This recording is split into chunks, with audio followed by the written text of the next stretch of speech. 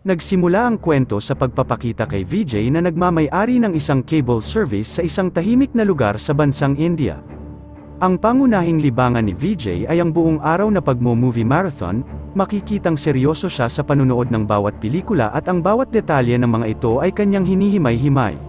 Samantala, makikilala natin si Jose na kanyang tauhan sa kanyang opisina. Madalas siyang biruin nito at sinasabi niya kay VJ na bakit hindi niya subukang gumawa ng sariling pelikula, dahil sa dinami-dami ng napanood niya ay maaari na itong makagawa ng sarili niyang kwento.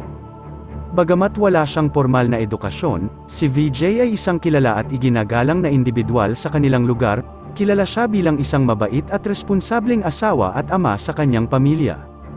Pagsapit ng gabi ay umuuwi siya sa kanyang pamilya upang makasama ang kanyang asawa na si Nandini, na siya namang nag-aalaga sa kanyang mga anak na babae na si Anjo at Ann. Ang kanilang pamilya ay namumuhay ng simple ngunit masaya, naglalaan sila ng oras sa pagsasama-sama, kumakain sa labas, nanonood ng sine, nakakapag-shopping, at nakakabili sila ng mga pangunahin nilang pangangailangan. Si VJ ay suki sa malapit na karinderya na pag-aari naman ng isang lalaki na kaibigan niya na nagngangalang Martin. Isang araw, napansin ni VJ ang isang matandang mag-asawa na may problema. Tinanong niya kay Martin kung ano ang nangyari sa kanila at kinausap niya ang mag-asawa. Ipinaliwanag ng mag-asawa na umutang ang kanilang anak sa isang pribadong lending company at hindi nakabayad ng interes. Dahil sa koneksyon ng may-ari ng lending company sa kapulisan na si Captain Lax, ang kanilang anak ay ikinulong at makakalabas lamang ito kapag nabayaran na ang kanilang utang. Naalala naman ni VJ ang isang katulad na sitwasyon mula sa isang pelikula na napanood niya at inirekomenda niya sa mag-asawa na humingi ng tulong sa kanyang kakilalang abogado sa kabilang bayan upang makuha ang court order para sa pagpapalaya ng kanilang anak.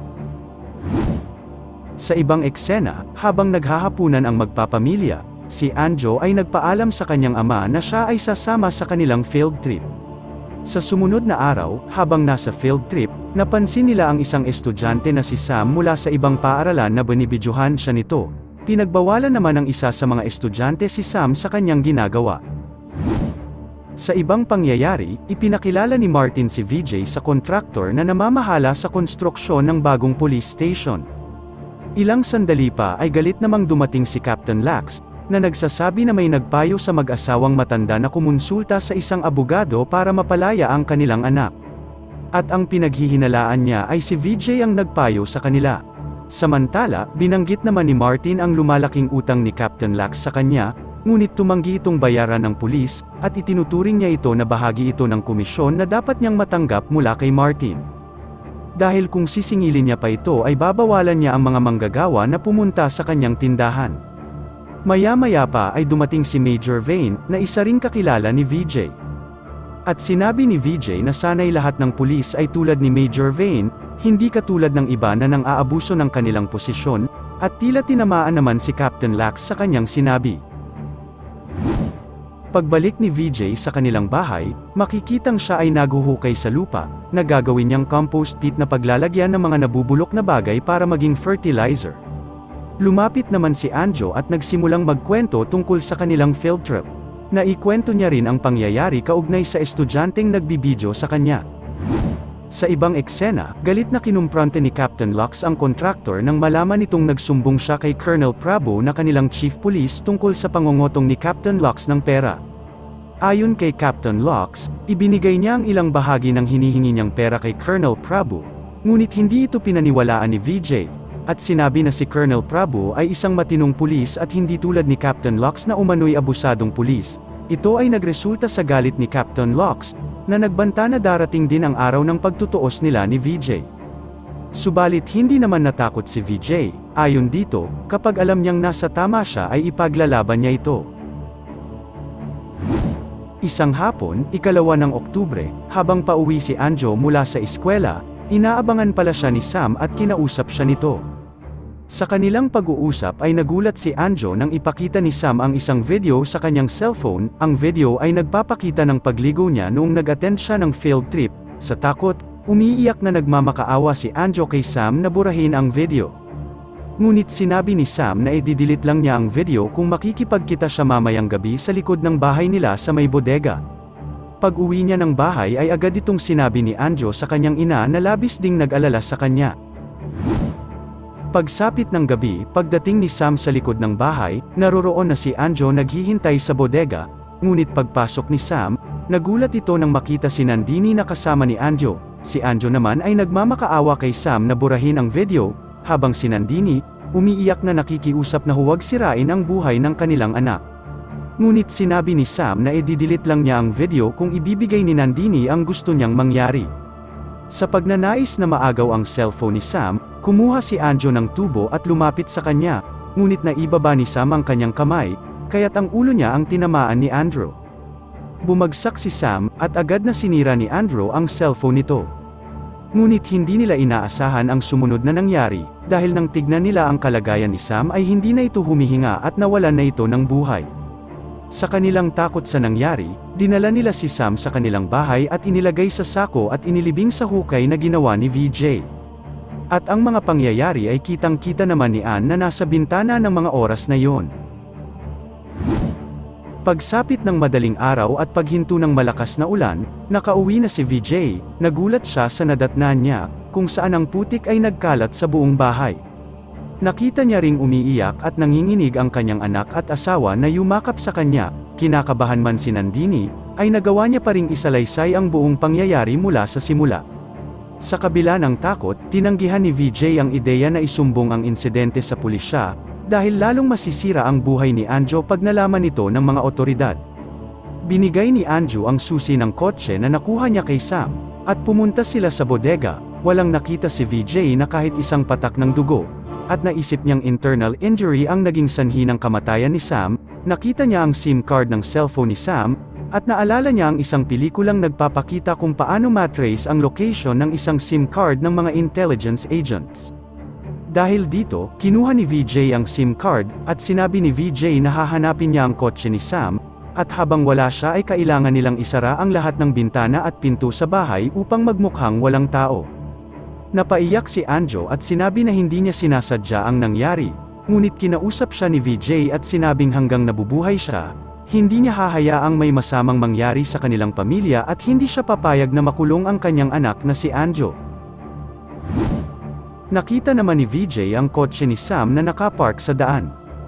Nagkataon naman na nasa malapit na kabahayan si Captain Lax, kung saan kausap nito ang isa sa mga kinokotongan niyang tao.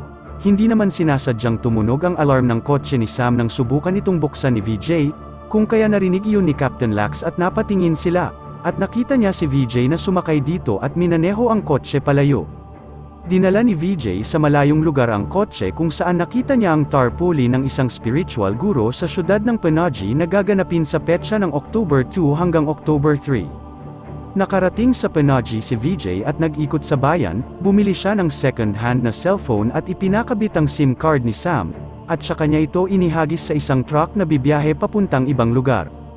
Dinala ni VJ ang kotse sa abandonadong quarry, tsaka inilaglag ni VJ ang kotse sa lawa at hinintay hanggang sa tuluyan itong lumubog, ngunit habang hinihintay niya ito ay isang lalaki naman ang dumaan sa lugar kung saan muntik na nitong makita ang paglubog ng sasakyan.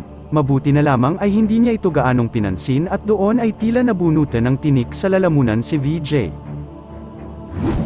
Nang bumalik si VJ sa kanyang opisina, napansin ni Jose na tila wala ito sa kondisyon at halata itong stress. Sinabi niya na lang kay Jose na mawawala siya ng ilang araw para mag-attend ng spiritual sermon sa lugar ng Panaji. Sa pag-uwi ni VJ, kinakabahang sinabi ni Nandini ang kanilang nalaman na si Sam pala ay anak ng police commander na si General Mira Desmo.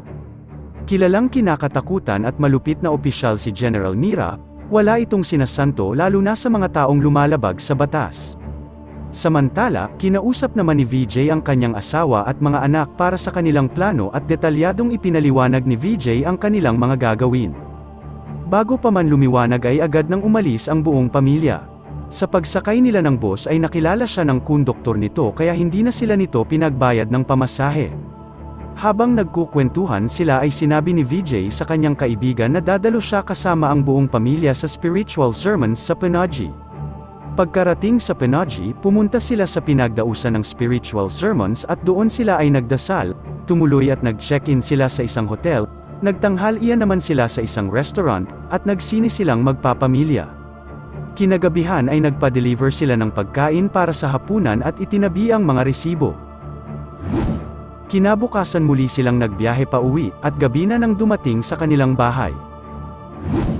Sa mga sumunod na araw, palihim na nakikiramdam si VJ sa mga pulis, araw-araw din siyang nakikipagkwentuhan kay Martin sa kanyang tindahan. Samantala, dahil sa matagal nang hindi nakakauwi si Sam sa kanila kaya pinatrace na ni General Mira ang cellphone number ni Sam at nalaman nila na ito ay nasa ibang lugar. Hanggang sa isang araw, dahil sa may mga nagsuswimming sa lawa, natagpuan na ang kotse ni Sam at na-recover ito ng mga pulis. Nang malaman ito ni General Mira, agad itong sumugod sa lawa kasama ang asawa nitong si Mahesh. Agad na pinatawag ni General Mira ang ilang matataas na opisyal ng kapulisan para imbestigahan ang pagkawala ng kanyang anak. Sa kanilang pag-iimbestiga ay nalaman nila na noong October 2 ang naging huling transaksyon ni Sam sa kanyang ATM account at sa cellphone number nito. Ipinatawag ng hepe ng kapulisan ang kanyang mga tauhan at bumuo ito ng team para mahanap si Sam, at nang makita ni Captain Lux ang larawan ng kotse, naalala niya na si VJ ang nakita niyang may dala ng ganong kotse noong October 3. Isang araw, pagpunta ni Captain Lux sa tindahan ni Martin ay naabutan niya roon si VJ. Sinabi at ipinarinig ni Captain Lux na mag-iimbestiga siya sa na-recover na kulay dilaw na kotse. Biglang napatingin si VJ sa kanya, napangiti si Captain Lux sa reaksyon ni VJ, na tila alam niyang may itinatago siyang lihim at sigurado namang mapopromote siya kapag siya ang nakalutas ng kaso. Sinabi agad ni Captain Lux ang kanyang nalalaman kay Colonel Prabhu, kaya agad na ipinatawag at tinanong ni Colonel Prabhu ang nakausap noon ni Captain Lux ng araw nang makita nila si VJ. Pero ayon sa lalaki ay hindi niya nakita si VJ noon at hindi sila sigurado kung iyon nga ang kotse dahil hindi nila nakita ng husto ang plate number nito. Sinabi rin ng isang lalaki na hindi rin siya nakakatiyak dahil may ganong kulay dilaw na kotse ang isa sa kanilang mga kapitbahay. Pagka-uwi ni VJ ay sinabi niya sa kanyang pamilya na nararamdaman niyang isang araw ay pupuntahan na sila ng mga pulis at magsisimula na silang imbestigahan, kaya kailangan ay huwag silang kakabahan. At itanim nila sa kanilang isipan na walang sino man ang makakabuwag ng kanilang pamilya. Sa sumunod na araw, may natanggap na impormasyon si Colonel Prabhu, na sumama sa field trip si Sam noong nakaraang buwan, at 2 estudyante sa kanilang lugar ang naging representative na sumama sa field trip, at ang isa roon ay ang anak na babae ni VJ na si Anjo. Pinuntahan nila ang eskwelahan at doon ay kinausap nila si Anjo, at tulad ng itinuro ng kanyang ama na dapat ay mag-relax lang si Anjo habang kausap ang mga pulis. Habang nag-uusap ay tinanong ni Colonel Prabhu kung kilala niya ang nasa picture, sinabi naman ni Anjo na si Sam ang nasa picture, at sinabi niya rin na maraming nakakakilala kay Sam dahil siya yung lalaki na pinagbawalang kumuha ng mga litrato at video sa mga babaeng estudyante. Sinubukan na hulihin ni Captain Lux si Andrew, at sinabi ni Captain Lux na may nakapagsabi sa kanila na nakipagkita si Sam kay Andrew noong October 2. Ngunit ayon kay Anjo ay imposible silang magkita noong araw na yon dahil pumunta sila sa Panaji para umattend sa isang spiritual sermons. Pagkatapos ay pumunta sila Colonel Prabhu sa bahay ni VJ, at nang makausap na nila sina VJ, sinabi ni VJ at Nandini na hindi pa nila nakikita at kilala si Sam. Sumingit naman sa usapan si Captain Lux at sinabing naroon siya sa kabilang bahay nang kunin ni VJ ang kotse ni Sam, kaya alam nilang pumunta si Sam sa kanila. Napangiti naman si Captain Lux at sinabi nito na hindi pa siya nagsasabi kung kailan ito naganap pero alam na ni Nandini ang isasagot nito sa kanya. Dinipensahan naman ni VJ ang kanyang asawa at sinabi na tumawag sa kanila ang principal ng school ni Anjo, at ipinaliwanag ang bata ng tungkol sa nawawalang tao at kung kailan ito nawala, kaya nalaman na ni Nandini ang petsa ng araw na itatanong sa kanila. Sinabi rin ni VJ, na maaring nagsisinungaling si Captain Lux, dahil alam ng lahat na mayroon silang hindi pagkakaintindihan nito. Sinabi ni VJ lahat ng detalye kung saan sila nagtungo noong October 2 at October 3, ikinwento rin ni VJ pag-uwi nila ng October 3 ng gabi, na nabasa sila ng ulan kaya nagkasakit ang mga anak niya at hindi nakapasok sa eskwela noong October 4 at October 5. Upang patunayan ang kanyang mga sinasabi, ipinakita din niya lahat ng mga resibo na nanggaling sa mga lugar na pinuntahan nila. Lalo namang nagduda si Captain Lux dahil iniisip nito na inihanda nila ang resibo para isuporta sa kanilang mga alibay. Subalit ikinatwiran naman ni VJ, na iniipon talaga nila ang mga resibo, para makwente nila tuwing katapusan ng buwan kung ano ang mga pinagkakagastusan nila at kung saan napupunta ang kanilang pera. Kumbinsido si Colonel Prabhu at Major Vin sa mga alibay ni VJ, ngunit iniisip ni Captain Lux na hindi nagsasabi ng totoo ang buong pamilya, kaya ini-report nito ang lahat kay General Mira. Ikinwento ni Captain Lux kina General Mira ang kanyang nakita, ngunit sa kabilang panig ay sinabi naman ni Colonel Prabhu na may mga ebidensya ang pamilya ni VJ na umalis sila ng araw na mawala si Sam. Sinabi ni General Mira kung totoo ang sinasabi ni Captain Lux, na gawa-gawa lang ang mga resibong ipinakita ni VJ at sa isang katulad ni VJ na hindi nakatapos ng pag-aaral at hindi naman katalinuhan ay dapat madali lamang nila itong mahuhuli. Kung kaya nag-utos si General Mira na dalhin sa presinto lahat ng pamilya at isa-isa silang tatanungin. Walang nagawa si Colonel Prabhu kung di sumunod sa utos ng General. Sa sumunod na araw ay agad na hinuli ang pamilya at sa magkakahiwalay na kwarto sila inilagay para tanungin. Sumugod naman sa provincial headquarters ang lahat ng mga kapamilya at kaibigan ni VJ, kinundena nila ang iligal na pag-aresto sa pamilya. Ang hindi nila alam ay bago pa man sila huliin ay gabi-gabi nang tinuturuan ni VJ ang kanyang mga anak at asawa sa mga dapat nilang sabihin at wala silang babanggitin oras kundi mga lugar lamang na kanilang pinuntahan. Kaya nang tanungin ng mga pulis ang buong pamilya ay magkakapareho sila ng salaysay, maging si Ann, kahit pilit na pinaiikot ng mga pulis ay kabisado niya kung ano ang isasagot. Napaniwala si Mahesh sa mga sinabi ng pamilya at baka nagkakamali nga si Captain Lux, pero hindi naniwala si General Mira sa pamilya, dahil sa batang edad ni Ann, ay sobrang detalyado ang kwento nito. Nararamdaman ni General Mira na alam ng pamilya kung nasaan ang kanyang anak. Natapos din ang araw na iyon at pinauwi ang pamilya ni VJ. Ngunit alam ni VJ na hindi titigil ang mga pulis at muli silang babalik para imbestigahan sila. Sa ibang eksena, ipinatawag ni General Mira ang mga kaibigan ni VJ, at lahat ng taong sinasabi niya na nakausap nila sa pagpunta sa Panaji. Ang una nilang tinanong ay si Martin. Sinabi nitong pumunta nga sina VJ sa Panaji. Sa katunayan nagkwento pa si VJ sa kanila tungkol sa mga narinig nito sa sermons na kanilang pinuntahan. Sinabi rin ni Jose na umalis nga ng ilang araw ang kanyang amo para mag-attend ng sermons sa Panaji. At nang tanungin sila kung anong petsa umalis sina VJ, sinabi nila na ang natatandaan lamang nila ay October 2 at October 3. Sinabi rin ang kaibigan ni VJ na konduktor ng bus na sumakay nga ang pamilya nito sa kanila para mag-attend ng sermon sa Panaji. At hindi niya ito nabigyan ng tiket dahil hindi niya ito siningil ng pamasahe, at ang natatandaan na lamang niya ay October 2 sila sumakay ng bus. Ayon naman sa hotel receptionist na hindi niya namatandaan kung kailan nag-check-in ang pamilya. Pero sigurado siya na nag-check-in na ang pamilya sa hotel, at hindi niya ito nabigyan ng resibo dahil nag-register na lang sila sa logbook ng hotel. Nang tinignan naman nila ang logbook ay naka-register sina VJ noong October 2 at nag-check-out ng October 3. Sinabi naman ng may-ari ng restaurant na kinainan ni VJ na mahirap kalimutan ang mabuting mga customer, dahil tandang-tanda niyan ang purihin ng pamilya na masarap ang pagkain at maganda ang serbisyo ng kanilang restaurant. Tinanong naman ni General Mira ang spiritual guru tungkol sa ginawa nitong sermons sa Panaji, at dito ay nakumpirma ni General Mira na pareho ang mga kwento ng pamilya ni VJ sa kung ano ang mga itinuro ng spiritual guru sa kanyang sermons noong October 2. Sinabi rin ng konduktor ng bus na sumakay nga ang pamilya noon sa kanilang bus at hindi niya ito pwedeng makalimutan dahil habang nasa terminal pa lang sila noon, nakiusap si VJ na bababa muna saglit para mag-withdraw ng pera sa ATM.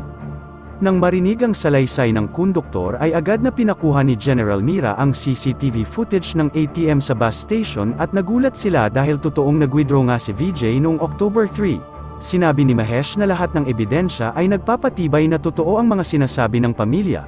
Ngunit sinabi ni General Mira, naroon nga siya noong October 3 sa ATM, pero ang totoo ay sinadya niyang pumasok doon sa ATM booth para magpakita sa CCTV at gamitin niyang matibay na ebidensya. Tinitiyak ni General Mira na October 3 lang siya naroon at wala siya ng October 2, dahil sa ibang araw sila pumunta sa Panaji. Napagtanto ni General Mira na hindi niya akalaing matalino pala si VJ, at dahil sa hilig nitong manood ng mga pelikula kaya nakagawa ito ng alibay para mapatunayan na totoo ang kanyang mga sinasabi.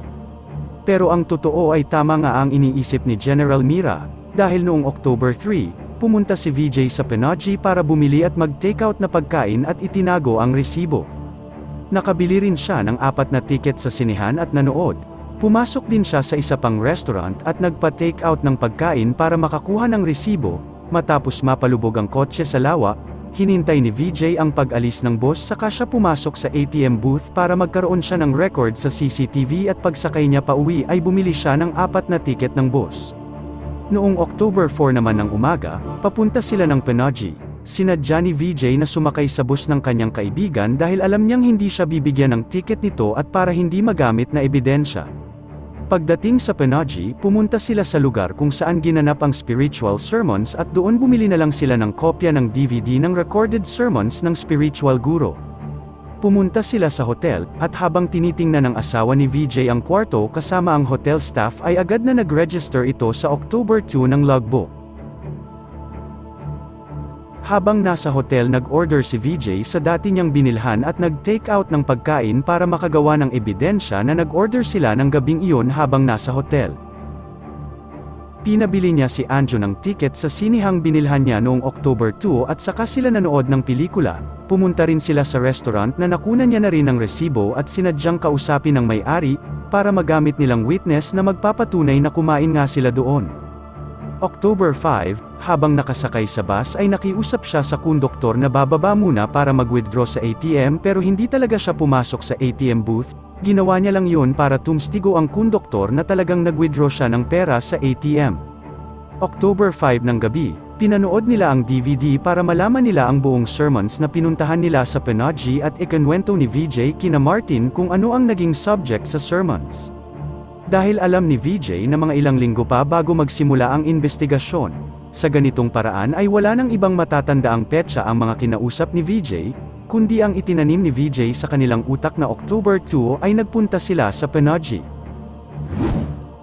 At dahil sa wala silang makuhang matibay na ebidensya, isang paraan na lamang ang naisip ni General Mira, ito ay ang puwersahang paaminin sila.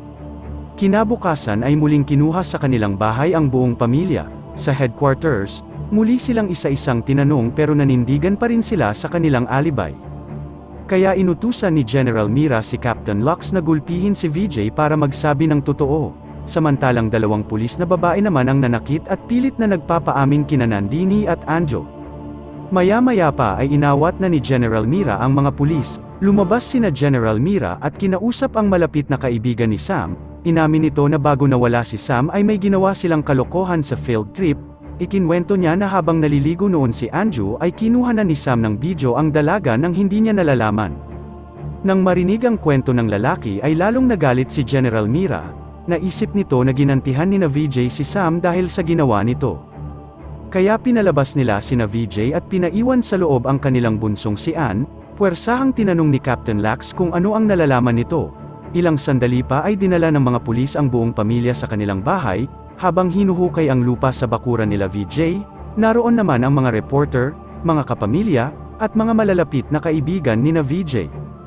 Habang naguhukay sila ay humingi naman ng sorry si Ann sa kanyang ama at sinabi nito na sinaktan siya at pinagbantaan ni Captain Lux kaya itinuro niya ang lugar na pinaglilibingan ni Sam.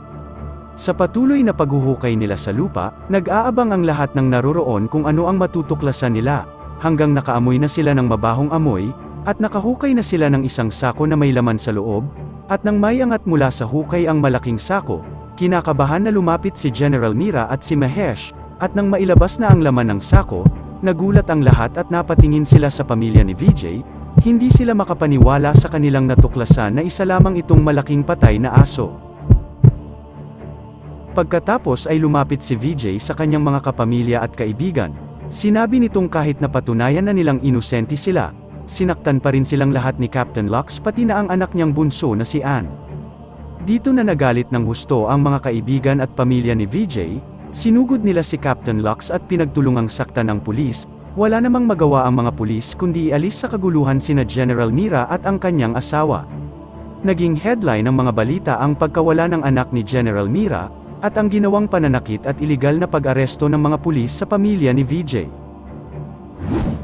Dahil na rin sa malaking kahihiyan na nakuha ng mga kapulisan, agad na inilipat si Colonel Prabhu at lahat ng tauhan nito sa ibang lugar.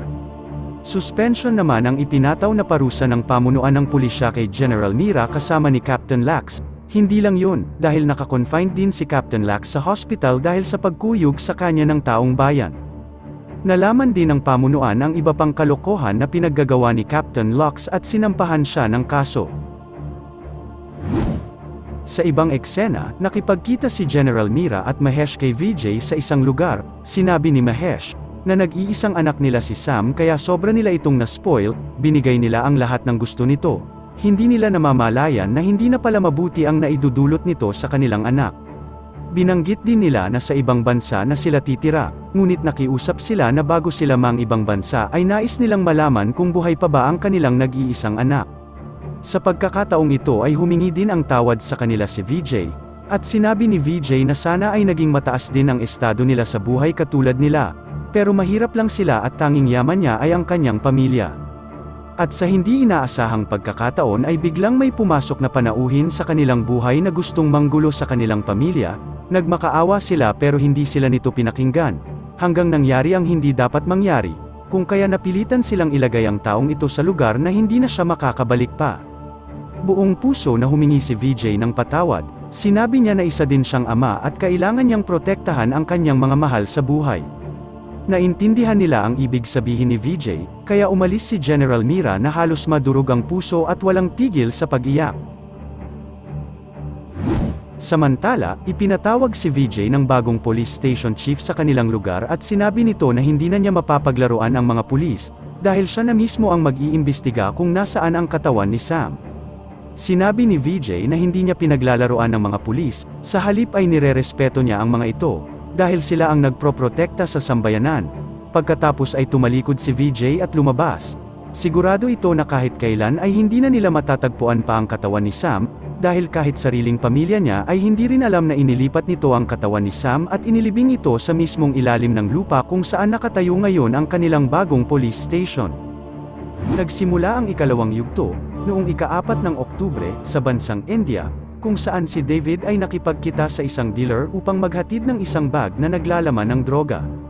Nakiusap si David sa dealer, sinasabing ito na ang kanyang huling trabaho at nais na nitong magkaroon ng legal na trabaho para sa kapakanan ng kanyang pamilya.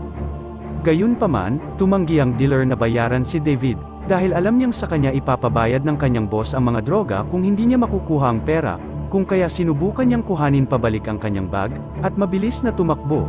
Hinabol siya ng dealer at nang mapabagsak siya nito ay akma siyang babarilin ng lalaki. Nakipag-agawan siya sa baril, at nagresulta ito sa pagputok ng baril at tinamaan ang dealer. Sa pagdating ng pulis, tumakas si David sa kagubatan at tumakbo ng mabilis na parang hinahabol ng aso. Matagumpay namang nakaiwas si David sa mga pulis, at kalaunan ay nakabalik siya sa kanyang bayan. Sa kanyang pag-uwi, habang dahan-daang dumadaan sa isang bagong police station na kasalukuyang itinatayo, siya'y maingat na tumitingin sa paligid upang matiyak na hindi na siya nasundan ng mga pulis. Sa hindi inaasahang pagkakataon ay may nakita siyang isang lalaki na nanggaling sa loob ng itinatayong police station. Pagdating sa kanyang tahanan, nagmadali siyang mag-ayos ng mga gamit ng kanyang pamilya, ngunit hindi niya alam na napaligiran na ng mga pulis ang kanyang bahay kaya wala siyang nagawa kundi isuko na lamang ang kanyang sarili sa mga ito. Sa ibang eksena, 7 taon ang lumipas dahil sa kanyang labis na pagmamahal sa pelikula, nakapagpatayo siya ng isang sinehan sa kanilang bayan. Isa rin sa nais na pasukin na negosyo ni Vijay ay ang makapag-produce ng mataas na kalidad ng mga pelikula. Suportado naman siya ni Nandini at ng kanyang mga anak sa kanyang negosyo. At sa kabila ng pagiging busy ni Vijay, napapanatili niyang mapayapa at masaya ang buhay ng kanilang pamilya. Sa kabilang banda, ay naibenta naman nila ang isang bahagi ng kanilang lupa para mapondohan ang pagpapatayo ng sinehan. Samantala, madalas silang maistorbo sa araw-araw na pag-aaway ng kanilang mga kapitbahay na sina Jenny at Shiv, ang mag-asawa na nakatira sa binente nilang lupa. Naging magkaibigan naman sina Nandini at Jenny dahil nais niya itong matulungan at nag-aalala siya sa pang-aabuso ni Shiv dahil sa kawalan nito ng trabaho at pagiging alkoholik. Isang araw ay hindi na nakapagpigil pa si Vijay at nakialam na ito sa kanila at pinagsabihan niya si Shiv na tigilan na ang pambubugbog kay Jenny. Minasama ni Shiv ang pakikialam ni Vijay at sinabing wag siyang makialam sa kanilang away mag-asawa. samantalang ibinigay na lang ni Jenny ang pera kay Shiv upang hindi na lumaki ang gulo. Binalaan naman ni VJ si Shiv na isusumbong siya nito kay Idol Rafi Tulfo kung sakaling muli niyang sasaktan si Jenny. Sa ibang eksena, makikitang patuloy pa rin na kumakain si VJ sa tindahan ni Martin, kahit na ang ilan sa mga naroroon ay palagi siyang pinag-uusapan at hindi maiwasang mainggit dahil sa narating na ni VJ. Hindi naman nagpapaapekto si VJ sa mga sinasabi ng iba at focus lang siya sa goal niya. Sa umaga, ay pumupunta siya sa kanyang opisina ng cable TV services, nag-install din siya ng mga CCTV cameras upang ma-monitor ang operasyon ng sinehan niya. Pagsapit ng hapon, sa opisina naman ng sinehan niya inuubos ang kanyang oras. Madalas din siyang makipagtagpo kay Murad, isang kilalang scriptwriter, para mapag-usapan ang mga pelikula na nais nilang gawin. Patuloy pa rin nilang pinag-iisipan ang script nito at iniisip nila ang magandang ending para dito. Pag may pagkakataon naman ay bumibisita si VJ sa kaibigan niyang supultorero na si Sabio. Lubos siyang nagpapasalamat kay VJ dahil tinulungan siyang makapagtapos ang anak ni Sabio sa kanyang pag-aaral at siya na rin ang gumastos sa kasal ng anak nito. Madalang naman lumabas si VJ sa gabi, kung lalabas man siya ng bahay ay ang kaibigan niyang security guard na si Ajit ang kanyang pinupuntahan at siyang kainuman nito. Nangako naman si VJ sa kanya na gagawin siyang artista nito sa kanyang susunod na pelikula. Kapag lumalabas si VJ ng bahay, nagkakaroon ng pagkakataong makipag-usap si Nandini kay Jenny. Minsan ay tinanong ni Jenny si Nandini kung totoo ang mga narinig niyang chismis na si VJ ang nakapatay kay Sam dahil sa hindi niya gusto itong makipagrelasyon para sa kanyang anak na si Anjo. Itinanggi ni Nandini ang mga paratang ni Jenny, at sinabing hindi ganun ang totoong nangyari, ngunit agad siyang tumigil sa pagsasalita nang ma-realize niyang muntik na siyang mad-ulash sa kanyang mga pahayag. Sa sumunod na araw, nagulat si Anjo at nagsumbong kay VJ na may pulis na naman sa kanilang bahay. Sinigurado ni VJ kay Anjo na walang dapat ikatakot at hindi siya nito pababayaan. Napag-alaman ni VJ na ang dumating ay ang bagong hepe ng bayan na si Inspector Vin. Nang mga oras na iyon ay kasama nila ang mag-asawang Jenny at Shiv. Dahil sa reklamo ni Jenny, binalaan ni Inspector Vin si Shiv na kung ipagpapatuloy nito ang pananakit kay Jenny ay huhulihin na siya ng mga pulis.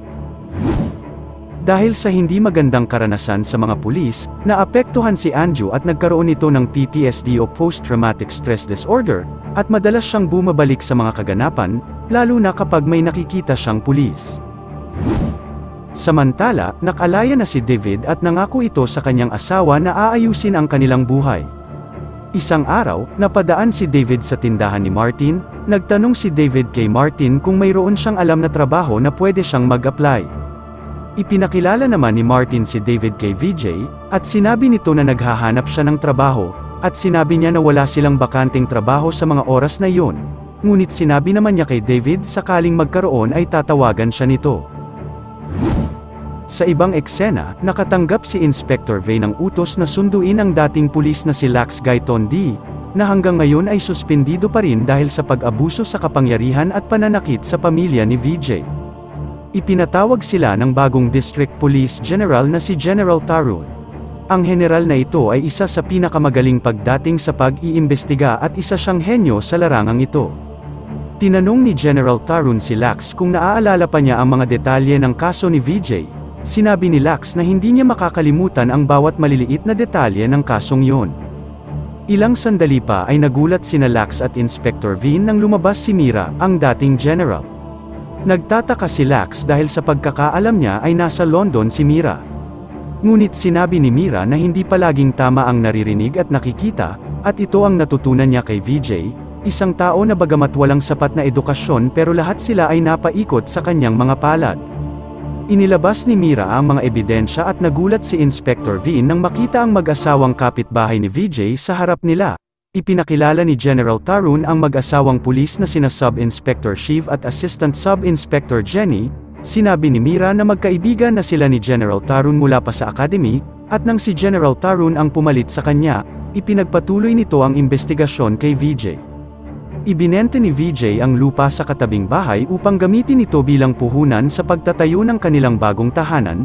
Binili ni Mira ang lupa sa pangalan ni Shiv, at mula noon, maingat nilang binantayan ang pamilya ni VJ. Nilagyan din nila ng mga recording device ang bahay ni VJ, at nang makuha ni Jenny ang tiwala ni Nandini, Na-record nila ang kanyang salaysay na nagpapatunay na may kinalaman sila sa pagkawala ni Sam. Sa isang recording sa cellphone, narinig ang tanong ni Jenny kay Nandini kung alam ba ni Anjo kung saan inilibing si Sam. Sinabi ni Nandini na tanging si VJ lamang ang nakakaalam. At sa kabila ng ilang ulit na pagtatanong ni Jenny, sinabi ni Nandini na ayaw ni VJ na sabihin o pag-usapan pa ang mga nakaraan. Kinabukasan ay muli nilang pinag-usapan at binusisi ang kasong 7 taon na ang nakakaraan. Sinimulan nila noong October 2 na patay si Sam, October 3, umuwi si VJ at itinago ang kotse ni Sam, at upang mapalabas na wala sila sa kanilang bahay ng araw na yun, ay bumili si VJ ng tiga-4 na tiket sa bus, sa sinihan at sa mga restaurant. Sinadya din niyang pumasok sa ATM booth upang mahagip ng CCTV, lahat ng ito'y base sa pag-aanalisa ni General Tarun. Ayon din kay General Tarun, nang makauwi na ang pamilya ni VJ at habang natutulog ang mga ito, umalis si VJ at inilipat nito ang bangkay ni Sam mga alauna ng madaling araw at posibleng mga alas 4:30 na nakabalik si VJ dahil alas 5:30, nakasakay na sila ng bus papunta ng Panaji. Mula alauna hanggang alas 4:30, 2 oras naghukay at ibinahon ang bangkay, ang 1 oras at kalahati naman ay ginamit ni VJ sa pagbibiyahe, kaya maaaring nasa 45 kilometro lang ang layo ng lugar ng pinaglagakan ni VJ mula sa kanilang bahay. Nag-order si General Tarun sa kapulisan na magtanong sa lugar na dinaanan ni VJ kung sino ang gising na sa oras ng alas 3 hanggang alas 4 ng umaga at nakakita kay VJ, ngunit wala silang napagtanungan na may nakakita kay VJ ng panahong iyon. Kaya sinabi ni General Tarun na ipakalat ang balita na magbibigay siya ng reward na nagkakahalagang 1 milyon kung sino man ang makapagbibigay impormasyon tungkol sa kaso. Samantala, nagulat naman si Nandini nang dumating sa kanilang bahay si General Tarun. Kinakabahan si Nandini at ang kanyang mga anak. Tinanong nila ito kung ano ang sadya niya. Sinabi ng General na nais lang niyang magpakilala bilang kapalit sa pwesto ni General Mira. Binanggit din niya na pakisabi kay VJ na sa darating na mga araw ay magkikita na sila. Ilang sandali lang nang makaalis si General Tarun, humahangos na dumating si Jenny at sinabi nitong tawagan ni Nandini si VJ. Dahil nabalitaan niyang nalaman na ng mga pulis na sa simbahan pala ibinaon ni VJ ang bangkay ni Sam, kaya pupunta na sa simbahan ang mga pulis para hukayin ito. Nanginginig sa takot si Nandini nang dumating si VJ, pilit nitong tinatanong si VJ kung saan ba talaga niya inilagay ang bangkay ni Sam. Ang hindi nila alam, ay paraan lang iyon ni na Jenny at Shiv at ni General Tarun na takutin si Nandini para pilitin itong magtapat si VJ. Humingi naman ng tawad si VJ sa kanyang asawa, dahil kahit kailanman ay hindi niya sasabihin ang lahat para sa kanilang kapakanan. Pumunta si VJ sa police station at in-report nito ang panghaharas na naman sa kanila ng mga pulis, kahit na napatunayan na nilang wala talaga silang kasalanan. Ayon naman kay Inspector V na bibigyan agad niya ng pansin ang reklamo ni VJ. Samantala habang nagmimerienda si David sa tindahan ni Martin, narinig niya ang pagtatalo ni Martin at ng isang lalaking naroon. Sinabi ng lalaki na hindi magtatagal malalaman na ng mga pulis kung saan inilibing ni VJ ang bangkay ni Sam. Dahil magbibigay na ang kapulisan ng pabuyang 1 milyon kung sino man ang nakakita sa ginawang krimen ni VJ noong October ng 2014. Ipinagtanggol naman ni Martin si VJ. Sinabi nitong wala talagang makikitang ebidensya ang mga pulis dahil wala naman ginagawang krimen ang kaibigan niya. Samantala, hindi naman masyadong pinansin ni David ang kanyang mga narinig. Lumabas siya at naghintay ng bus para pumasok sa bago niyang trabaho sa Panaji. Ngunit habang naghihintay, ay nakita niya si VJ na palabas ng police station at bigla siyang natigilan dahil bumalik ang kanyang alaala noong October 4, 2014 habang hinahabol siya ng mga pulis ng gabing yon. Sigurado si David na si VJ ang kanyang nakita noon na lumabas din sa itinatayong police station noon, at naalala ni David ang narinig niya sa lalaki sa tindahan na kung sino man ang makakapagturo sa pinagbaunan ni VJ ng bangkay ni Sam, ay may pabuyang 1 milyon. Samantala, agad na ibinalita ni General Tarun kay Mira na mayroon ang witness na lumabas sa kanilang ginagawang investigasyon. Pumunta naman agad sa police station si Mira kasama ang asawa nitong si Mahesh. Ibinigay nila ang pabuya kay David para sabihin nito ang kanyang nalalaman. Ikinwento ni David na noong October 4 habang hinahabol siya ng mga pulis, napadaan siya sa police station, nakita niya si VJ na may tinatabunan na isang hukay. Lahat sila ay nagulat dahil hindi nila akalain na nasa ilalim mismo ng kanilang inaapakang lupa ang kanilang hinahanap. Agad nag-order si General Tarun na hukayin ang buong police station, kaya madaling araw pa lang ay sinimulan na ang paghahanda dahil isang araw lang isasagawa ang paghuhukay. Hindi rin dapat lumabas ang balita kung anong nangyayari sa loob ng police station at alinsunod sa batas, kailangan kasama ang ilang opisyal ng gobyerno para maging witness. Ipinagbabawal din muna ang pagpasok sa police station ng kahit sino, maging ang tauhan ni Martin na si Peter na maghahatid ng mga paninda ay hindi pinapasok. Dahil dito ay naikwento ni Peter kay Martin na hindi siya nakapasok sa loob ng police station dahil may mga naghuhukay sa loob. Narinig naman ito ng assistant ni VJ na si Jose. Paalis na noon sina VJ nang e-check niya ang mga CCTV sa kanilang opisina. Isa sa mga CCTV camera ay nakatutok sa may police station kaya napansin niyang maraming pulis ang nakabantay. Tinawagan naman ni VJ si Jose at sinabi nitong may naghuhukay sa loob ng police station. Sa pag-aalala ay sinabihan ni VJ si Nandini na wag muna silang lalabas at isarado lahat ng pintuan at mga bintana. Natakot si Nandini pero sinabi ni VJ na wag silang mag-alala, dahil kahit anong mangyari ay hindi sila pababayaan ni VJ. At sa wakas ay nakita na nila Inspector Vin sa hukay ang kalansay ni Sam na matagal na nilang hinahanap. Agad na dumating ang forensic team para kunin ang mga kalansay at dalhin sa laboratory. Tinitignan naman ni VJ sa kanyang monitor ang lahat ng kaganapan hanggang lumabas na ang forensic team na may dalang mga kahon. Makalipas ang ilang araw pumunta sina Mira at Mahesh sa opisina ni General Tarun. Ayon sa forensic result, ang mga kalansay ay isang lalaki at nasa edad na 15 hanggang 20, basag ang bungo nito na maaaring naging dahilan ng kamatayan nito.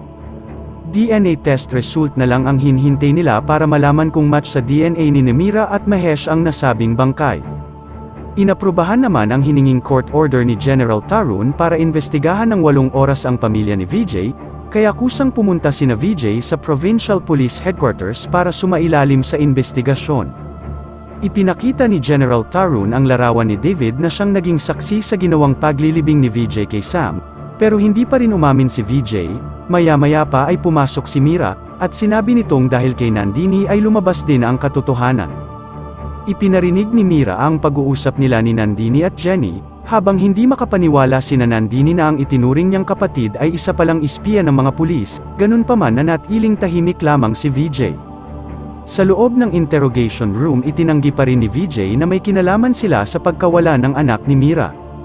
Paghudyat ni General Tarun, sa harap mismo ni VJ pinagsasampal ni Lax si Nandini at Anjo. Dahil sa sobrang takot ni Anjo muli itong inatake ng kanyang sakit, paulit-ulit nagmakaawa si VJ, at para tigilan ni Lax ang kanyang mag-iina, kaya sinabi ni VJ na aaminin na niya ang lahat.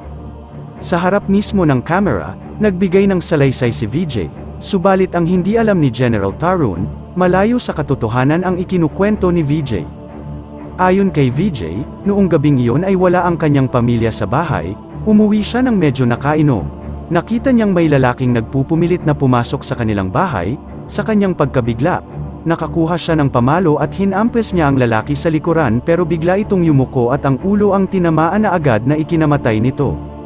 Sa kanyang takot na may makaalam sa kanyang ginawa ay agad niyang inilibing ang lalaki sa kanilang bakuran, pero inilipat din niya ito sa itinatayong police station na nakatakdang lalagyan ng semento ang sahig sa susunod na araw. Nang marinig ang salaysay ni VJ, hindi kontento si Mira na si VJ lang ang makukulong. Dahil ang gusto niya ay dapat lahat ng pamilya ni VJ ay maparusahan din. Tumutol si Mahesh, sinabi nitong hindi na makatao ang gusto ni Mira, pero buo na ang pasya ni Mira, kahit makulong si VJ, hindi pa rin niya titigilan ang pamilya nito. Kumalat naman agad ang balita sa mga dyaryo at television. Nagulat si Murad, ang partner ni VJ sa paggawa ng pelikula, nang makita nito si VJ sa TV Patrol. Sa sumunod na araw, muling kinuha ng mga pulis si VJ para sa kanyang paglilitis. Labis na nangangamba ang kanyang pamilya at nagdarasal na mapawalang sala si VJ, habang kampante namang naghihintay ng resulta sina Mira sa opisina ni General Tarun. Hindi naman nila inaasahan na darating si Murad sa kanilang opisina at sinabi nitong may importante siyang sasabihin tungkol kay VJ. Sinabi ni Murad na una silang nagkakilala ni VJ noong taong 2016, 2 taon matapos mawala si Sam at ibang pangalan ang ipinakilala sa kanya ni VJ. Inalok siya nito ng isang kwento na ibig niyang gawing pelikula. Nagustuhan ni Murad ang kwento kaya nagkasundo silang dalawa, nagbigay si VJ ng 1 million para sa advance payment pero ang deal nila ay hindi pa nila sisimulan hanggat wala pang naiisip na katapusan ng kwento si VJ. Nagsimula ang kwento sa isang binatang nagngangalang Yatin, umattend sa isang party si Yatin kasama ang kanyang kasintahan, isang binata ang kumursunada sa girlfriend ni Yatin, dahilan yun para magkagulo at masungtok ni Yatin ang binata. Sa pag-uwi ni Yatin, inabangan ito ng binata para gantihan. Pumalag si Yatin pero aksidenteng nabagok ang ulo ng binata na agad namang namatay. Nang dumating ang ama ni Yatin na si Ram, nakilala niya ang binata na anak ng isang mayamang construction builder. Sa takot ni Ram na baka gantihan si Yatin, inilibing ni Ram ang binata sa construction site ng ama nito. Alam ni Ram na darating ang araw na malalaman din ng mga pulis ang lahat, kaya kumuha si Ram ng mga ebidensya para lumabas na siya ang nakapatay sa binata, at siya ang umako sa krimen ang sa ganon hindi makulong ang kanyang anak. Labis na nagtataka si Mira kung bakit magkasing tulad ng buhay ni VJ at ng kwento, at 5 taon na ang lumipas pero bakit hindi pa rin sinisimulan ang paggawa ng pelikula. Sinabi ni Murad na kaya hindi pa nila sinisimulan ang pelikula dahil nag-iisip pa sila ng magandang katapusan nito. Naikwento din ni Murad na nag-aalala si VJ na baka nakawin ang kwento ng ibang tao, kaya nagbayad si VJ kay Murad na gawing libro ang kwento ng pelikula para magkaroon nito ng copyright, pero nagtataka si Murad dahil mahirap makahanap o makabili ng ipinagawa nilang libro. Kaya nag-aalala si Murad na baka madamay siya sa kaso dahil nakapublished ang libro sa ilalim ng kanyang pangalan at wala siyang ebidensya na si VJ ang may-ari, dahil cash ang ibinayad sa kanya at walang resibong ibinigay na nakapangalan dito. Kinabahan si General Tarun dahil lumalabas na may inihanda na namang plano si VJ.